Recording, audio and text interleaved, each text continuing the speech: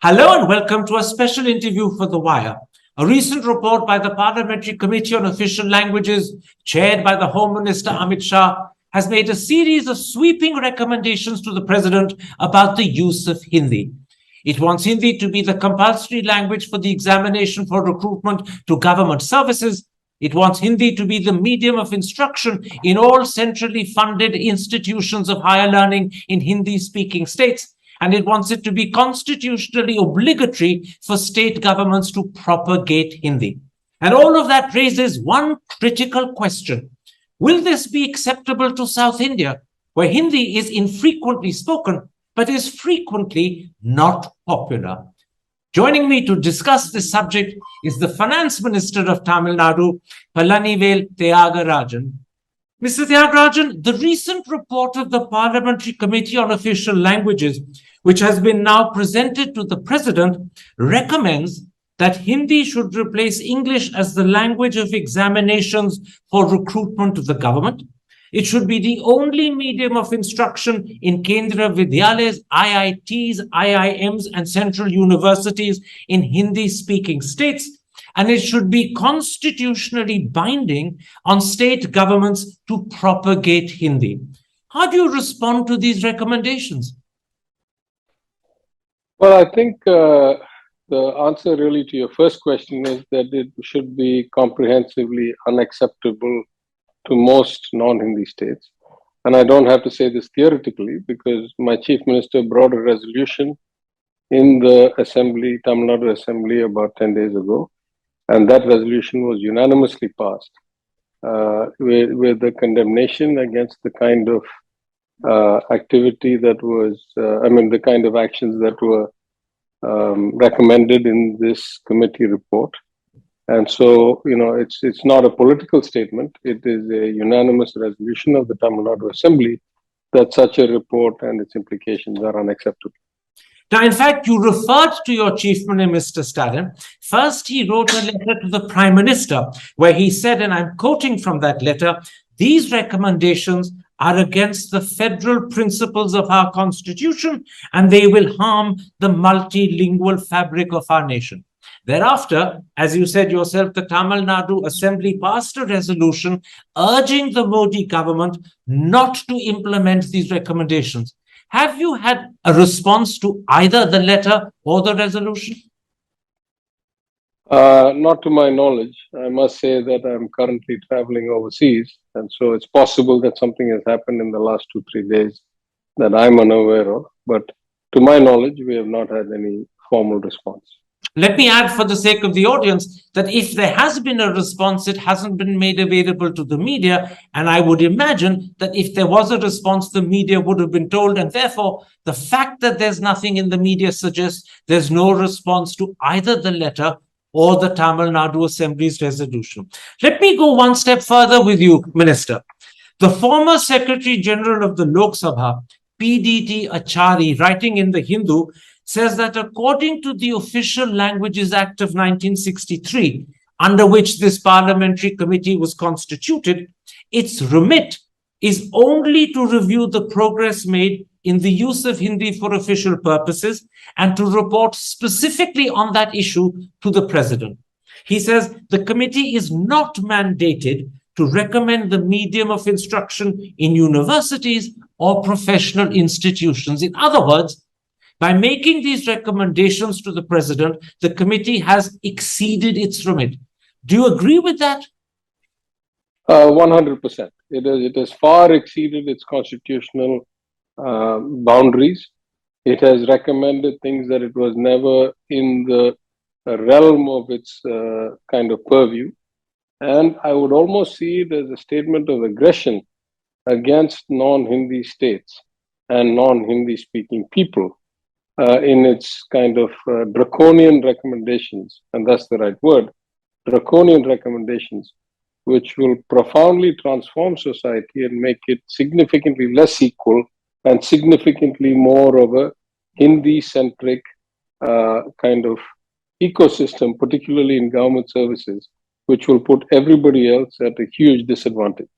I want to pick up on that phrase you use. You see these recommendations as a statement of aggression against non-Hindi speaking states. That's strong language, but that's what you see it as.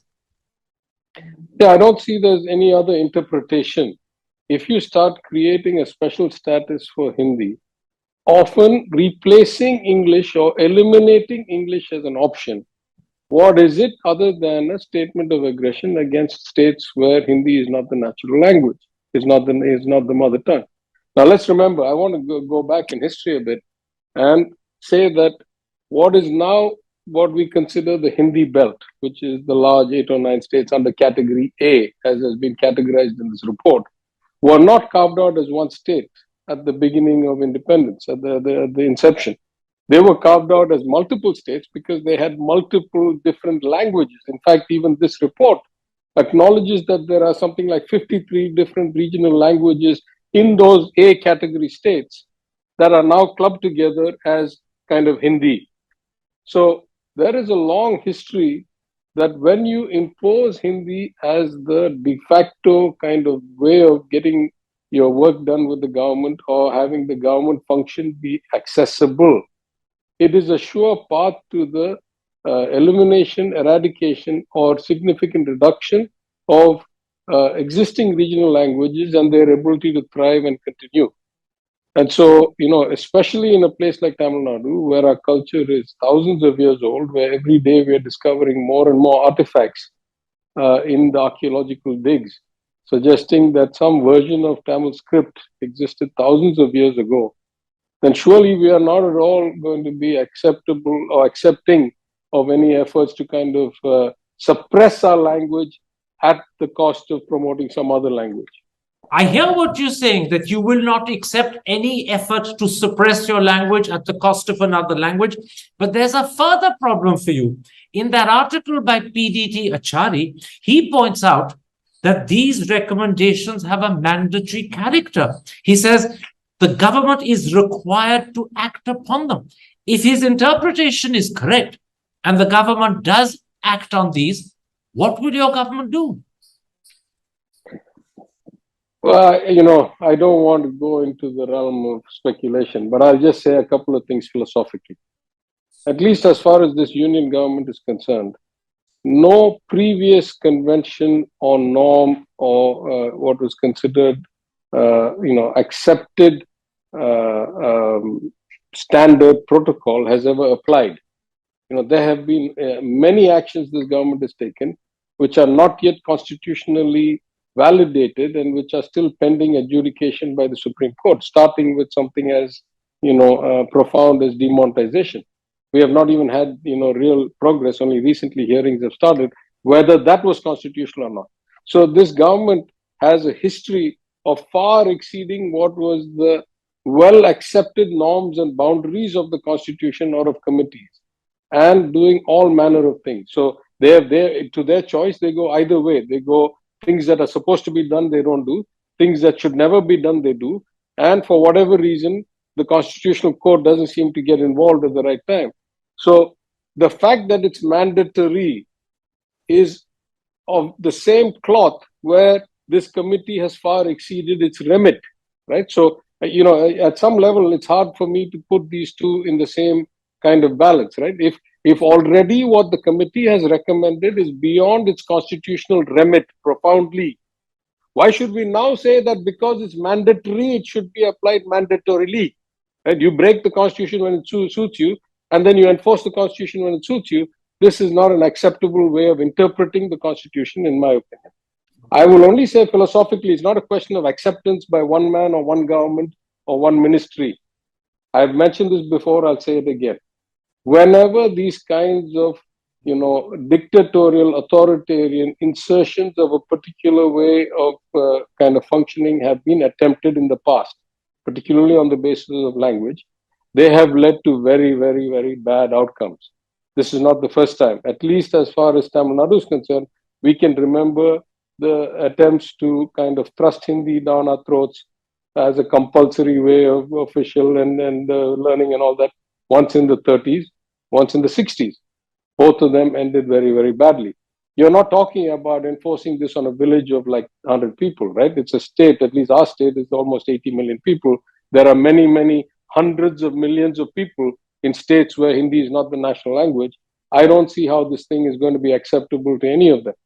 You're saying in no uncertain terms, and I'm quoting you, that if these recommendations are implemented, there will be a very, very, very bad outcome in Tamil Nadu. In other words, this will not be acceptable to the people of the state, and there could be violence of the sort on language issues that we saw in the 60s. We could go back to that again. Yeah, I don't want to predict and I don't want to be a scaremonger. I'm just telling you that intelligent people learn from history. And we have to have some basis on which we form expectations and assess risk and assess outcomes. I'm saying when less than these attempts, when attempts that were less severe than these recommendations have been attempted to be implemented, they have led in the past to very, very bad outcomes. I'm saying, self-immolations, martyrs, firings, all kinds of problems. I'm not predicting, I'm not scaremongering. I'm just saying that's what the true history is. That's undeniable, undebatable.